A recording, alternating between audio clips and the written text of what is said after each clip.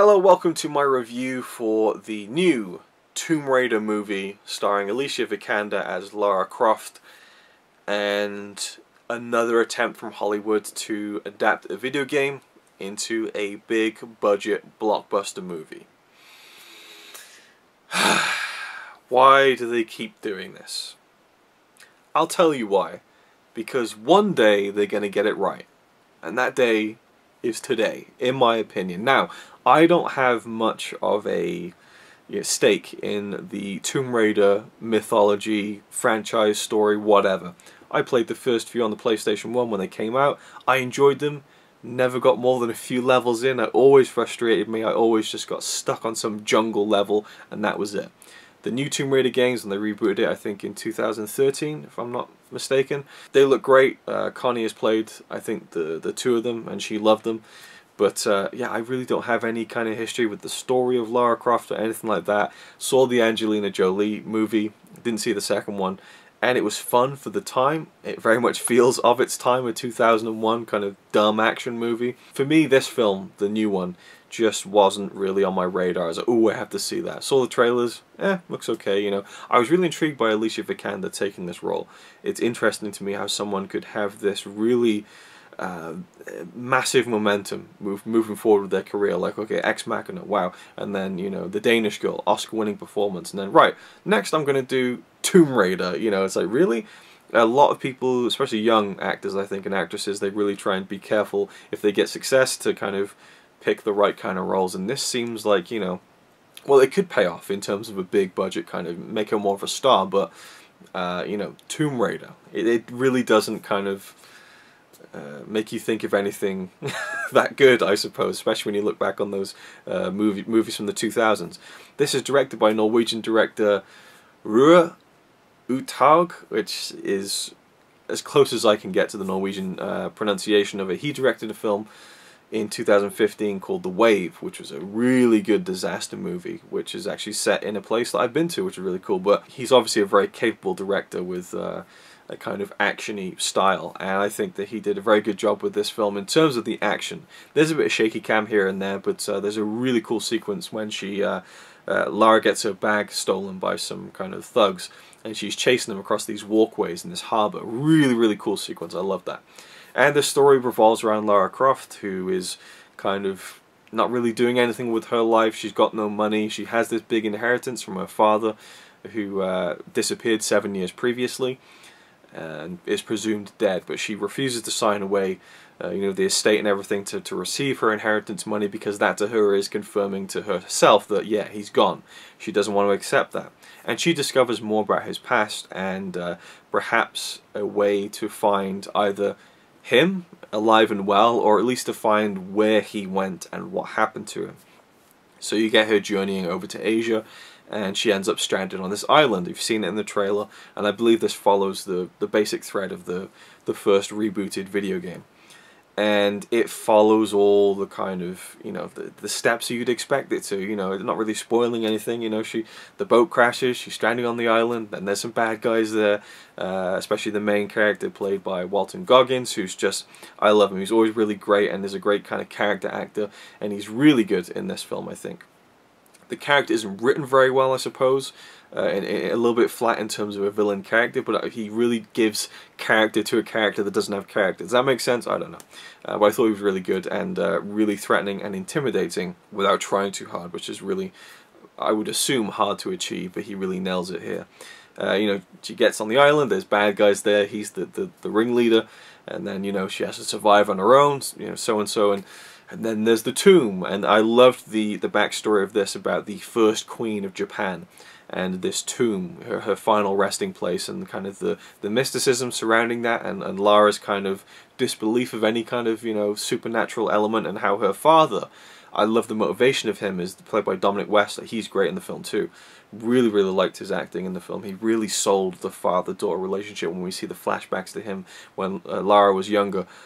He is kind of still reeling from his wife's death, and so he's obsessed now with finding just a shred of proof of the supernatural, just so he can go, yeah, okay, there is an afterlife, and there is, you know, still a way that my wife is with me. I think it's really touching. And that's something I was not expecting from this film, was it to move me so much. I've welled up multiple times, and it's all down to Alicia Vikander and Dominic West's performance as well. Even though there's limitations there with flashback sequences and stuff, and her finding a message from him. But Alicia Vikander, she really gets to show how great of an actress she is, and I really feel like that's a choice from either the writing or the directing, in that Lara is allowed to be this real person. She goes through heavy stuff on that island, you know, and yeah, there's a few bits where, you know, she definitely probably would not be as unscathed as she is. She gets cut up, she gets injured and stuff. There's a particularly gnarly sequence where she has to pull a bit of a twig out of her stomach, and she just sells every moment. There's a lot of Alicia Vikander screaming in the film, you know, groaning and you know, and it feels real, it feels raw. It drew me so much more into the film. Again, maybe a mild spoiler, but there's a sequence maybe halfway through the film where someone's trying to kill her, and the only thing she can do is to kill this guy in return, because he won't stop. He's one of those kind of mercenaries, and so she, you know, she chokes him out and she's killed him. And I was thinking, please let her sit on this. And they did. You know, she's overwhelmed. I've just killed someone. This isn't a character who is running around with two guns just shooting at people. She doesn't fire a gun throughout the whole film. It doesn't feel like she's someone who's built for this. Yeah, she's in shape. We see at the beginning of the film she's doing a bit of MMA and stuff, but you know, she doesn't feel like someone who wants to be a fighter. She's forced into the situation by her looking for her father. And I love that element of it. And I loved, again, just the emotions that she showed. You know, she really felt vulnerable. I liked the fact that she wasn't really overly sexualized. And I saw this critic, like apparently a legit critic, write that she looked too boyish and not attractive in the film. And this was a genuine detraction. What the like, what are you talking about? Like, I thought she looked gorgeous in the film, but why should that matter, you know? But I like that. I like that it wasn't this thing where, you know, in the Angelina Jolie film, her sex appeal is very much played on, and there's nothing wrong with that either.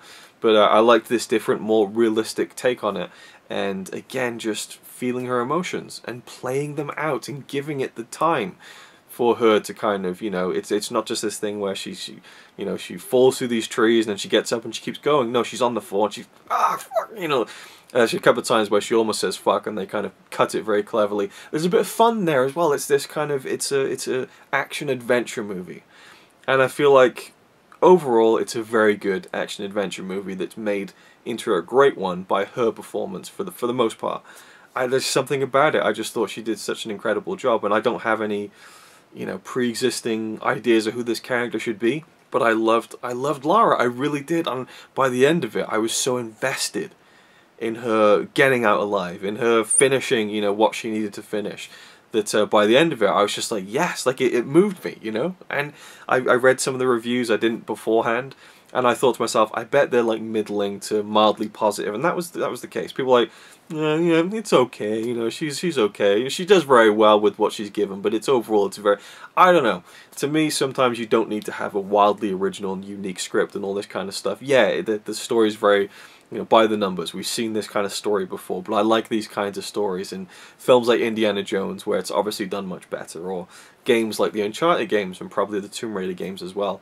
But something about this really took me. I loved this film. I would love to see a sequel, a follow-up, but I just thought it was really well done, and I just loved the little touches. There's a moment where she's on a boat and it gets kind of caught in a storm, and it was the only moment that felt like it was a video game where, or a modern video game where the boat, kind of part of the walkway on the side of the boat gets ripped apart, and so she needs to get to the other side, and she looks up and there's like these monkey bars, and I just felt like tap X to jump up, and then, you know, it felt very Uncharted to me. It gave me a bit of a chuckle, maybe not intentional, but and yeah, like that whole storm sequence, there's no way she probably would have survived that, but you know, we go along with it, and I just I don't know, I was really taken with it, if you couldn't already tell. And yeah, again, really loved Dominic West, thought he was fantastic in the film. A couple of smaller parts were kind of fun too, like Nick Frost has a brief appearance in the film. Now, at this point, I have to say that it is the morning after the night before. I can't tell you the amount of times I've filmed a movie review, edited it, put it online, and gone, oh, I wish I'd mentioned that. And so now I have the luxury of kind of jumping in here and just adding a few more points. I was really happy with the review so far, so I want to kind of just expand it a little bit, so bear with me before we get to the end of the review I originally recorded last night. So, I've now realised how utterly wrong I am, and that it is a terrible film. No, I'm just kidding. There was a few things I could pick at, because I felt like my review was so overwhelmingly positive. Need to balance it just a little bit. I thought, well, actually, two of my problems with the film ended up being kind of resolved through just the story playing out. I was like, huh, that doesn't quite make sense. We're seeing flashbacks to a 7-year-old Lara, and, you know, it's been 7 years, and Alicia Vikander, I mean, she looks great, but she ain't pulling off 16, 17, you know? But then, like, more than halfway through the film, we get a second flashback, or a second timeline of the flashbacks, where she's a teenager before her father leaves. So, because we get a scene where she's 7 and he's saying goodbye to her, and it feels like that's the last time she saw him. But really, there's more of the flashback story to be fleshed out. So I was like, okay, that makes sense, because I get very, you know, particular about ages of characters in films and how it matches up and if they look the right age.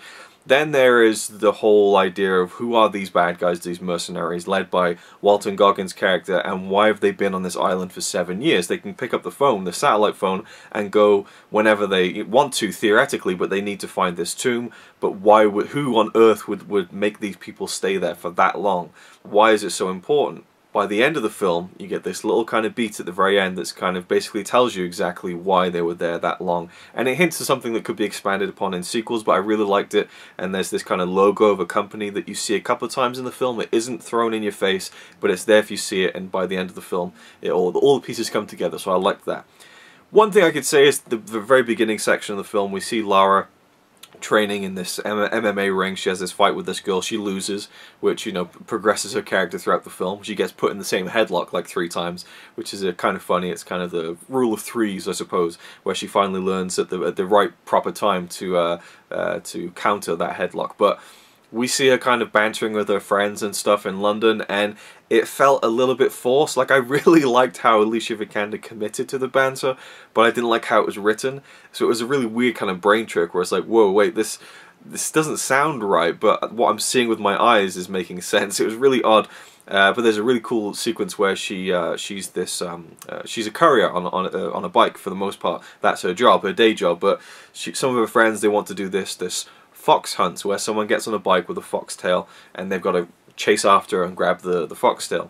So this is a really cool bicycle chase through London, which I thought was really cool. But yeah, I really, the more I try and find flaws, the more I just think, no, there's bits about that I enjoyed. You know, even the side character that she meets in China, who helps her get to the island.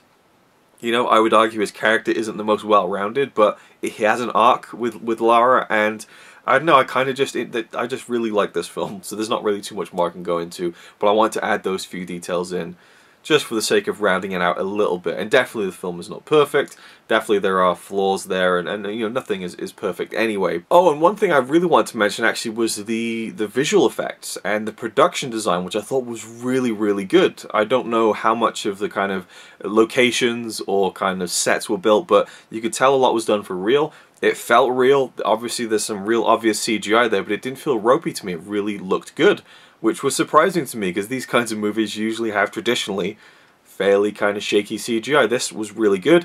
There's a sequence in the film which you see in the trailer when she goes across a waterfall and hangs onto a plane that's kind of, you know, landed there and it's all in ruin and it's a wreck, and she climbs onto the wing. And you could tell they built the real wing, so it felt real, it felt tangible, which is how her whole journey feels. This big journey for Lara. It felt real by her surroundings feeling believable to me, as well as the performances. Yeah, I can't really hide from it. I loved this film, and on with the rest of me rounding off this review, which is probably just me continuing to say how much I enjoyed it, so on with that. So, that's it. Tomb Raider. Really thought it was a damn good, fun, you know, action movie. Really surprised me. I went to see it just because it was the latest new movie, and it, you know, just one of those things, and it really surprised me. And I think the low expectations helped that, but I do stand by it being a very good, at the least, action-adventure film with a standout performance from Alicia Vikander. I'm glad that they went with her giving one. You know, they didn't gloss over, like, okay, on to the next action set piece. We get that time, and that time and her great natural ability to emote and be a great actress is shown on screen and makes the film so much better for it. So there we go, that's my thoughts on Tomb Raider. Thank you for watching, and I'll see you in the next video. He's alright by me. Apart from the fact he throws cans and calling into a tree. Yeah, he's really cool. Yeah, he's really cool. But he's not quite as cool as you, 'cause